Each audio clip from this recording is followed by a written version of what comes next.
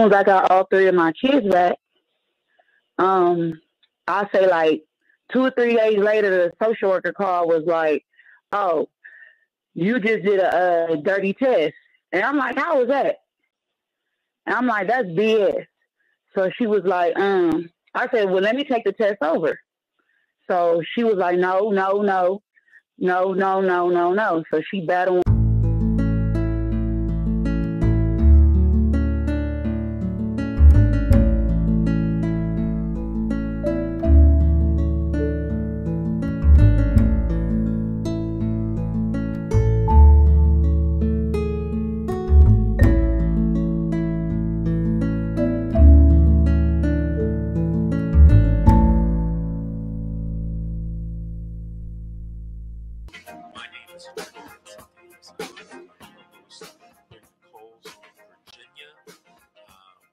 This is The Secret, To Fight CPS Win, and we're going to take another call right now.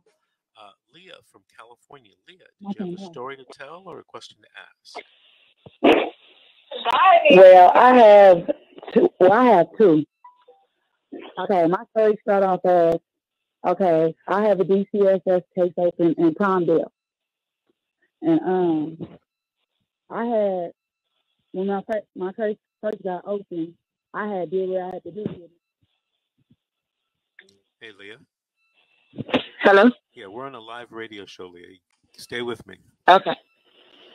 And as soon as I got all three of my kids back, I say like 2 or 3 days later, the social worker call was like, "Oh, you just did a dirty test."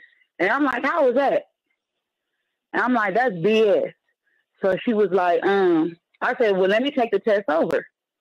So she was like, no. So she battled me back and forth.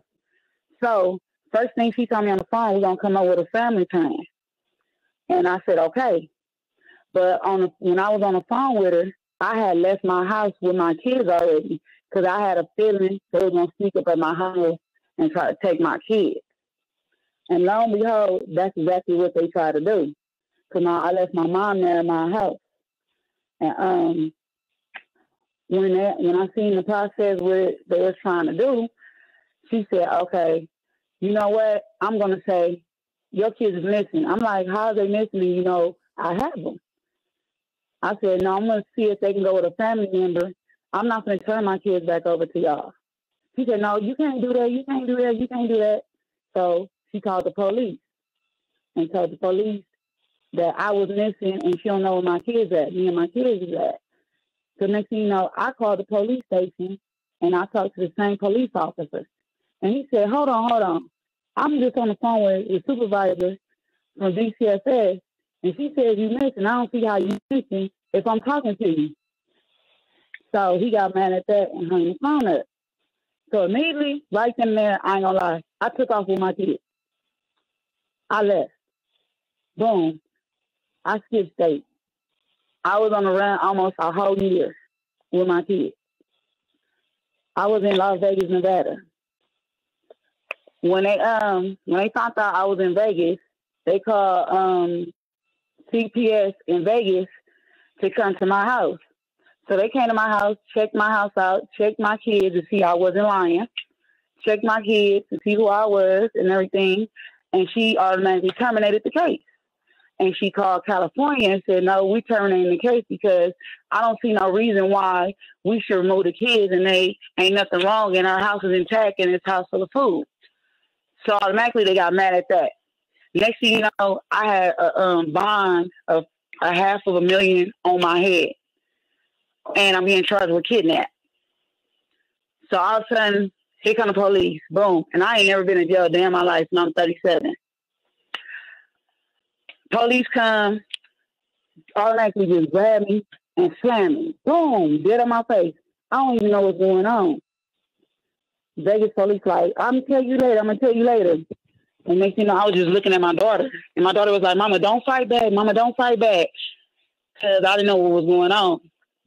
And then when I get to the police car, they take me to the police station. And I heard on the walkie-talkie in the police car, they was like, we finna detain the kids. And when I heard that, I said, oh my God, I automatically broke down right then and there. Boom. So now my kid is at Vegas, CPS, waiting on California, Palmdale to come get him. I got arrested March the 11th. That's the same day my kids got taken. My kids came down to Palmdale March the 15th. They kept me in jail for 25 days. So I was in Vegas for 3 weeks. Then Palmdale came and got me. I was in Palmdale for the rest of the time. And they didn't want to let me go to court, no nothing. They kept making up excuses because of coronavirus. And I took 3 tests and they all came out negative. So when I finally went to court, the detective that was on my case from DCFS that was looking for me the whole time I was on the run, she came to court. When she came to court, she had talked to me and she said, don't lie to me. Tell me everything because I've been looking for you.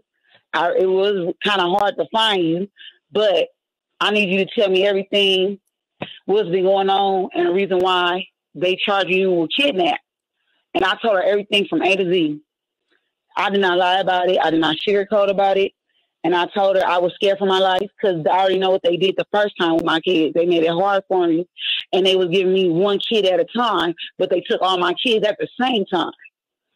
So I told her I automatically took off. And so she asked me in my face, she said, would you do it again? And I said, you know what? I ain't gonna lie to you. Yeah, but this time I know a better way to do it. Because they put me on Crime Stopper. They put me on Facebook. They put me on Google. They put me on all this stuff with me and my kids. So now the detective gets me an OR out of jail, from court.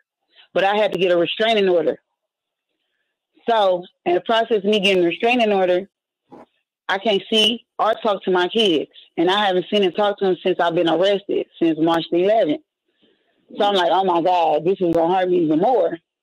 So I was having my daughter's call. And my daughter, at this point, she's 16. She called and was like, Mama, we're going up for adoption, Mama. I'm like, what are you talking about? You going up for adoption? How y'all going up for adoption that quick? And then that's when I found out the social worker that I previously have now, she trying to take my parent rights. They already went to court when I was in jail. They already came up with a court order, basically the same thing that I already did, that I did in my previous case, the same exact classes and stuff. And then this time, they already know I had did half of my time in jail. So when I got out, April 6th, they wanted all this completed by the next month or my parent rights is going to get taken off top. I'm like, what are you talking about? So automatically I panicked, but they didn't know I had did my classes and everything before I even got arrested because I knew I was going to turn myself in or I was going to get caught. It was going to be one or the other, but I wasn't going to go empty-handed, and I didn't want my kids in the system forever, and like it was the first time. So when they got all my documents and my certificates and all my drug tests and stuff, the social worker automatically said, no, those are fake. Don't take none of those documents. No. And I'm like, how are those fake? She's like, I said, for one, Danielle, how you going to tell me something's fake? Because for one, I had to pay out my pocket. Y'all wasn't going to help me do nothing. Y'all wasn't going to help me find no classes. I can't get Medicare and all that because they say I make too much money. So I had to make sure I had enough in my budget and plus take care of the household, plus take care of my kids. So she found out that my 2 middle kids' grandma worked at the facility I went to. But at the end of the day, it was probation approval, parole approval, court approval. It helped you with if you're homeless and everything, the internet and all that's online, everything, legit, all the classes and everything. So she still made an issue of that. And she told me about the social worker. Yeah, the social worker. Uh-huh. So later on down the line, my daughter, she was 1 at this time. She didn't tell me to March the 4th. I'm sorry. I got a call from the social worker. My baby then got busted in her face and got stitches in her face. The 1-year-old? The 1-year-old. How'd that happen? I automatically just broke down and screamed. Cause my baby ain't never been hurt. My baby ain't never went through none of this before. Her exact words was to me, and I found out I had to do an investigation on my own because she was not helping me do nothing. She kept lying to me. My baby really got hurt April the 30th. She just told me March the 4th. Then she sent me a picture of how my baby looked with the stitches in her face. It's between her eyes. Wait, she had to get 3 stitches. Leah, huh? Hold on a second. I want you to hold on. I don't want you to hang up. We got to take a commercial break right now. This is The Secret, How to Fight CPS and Win. We'll be right back after these messages.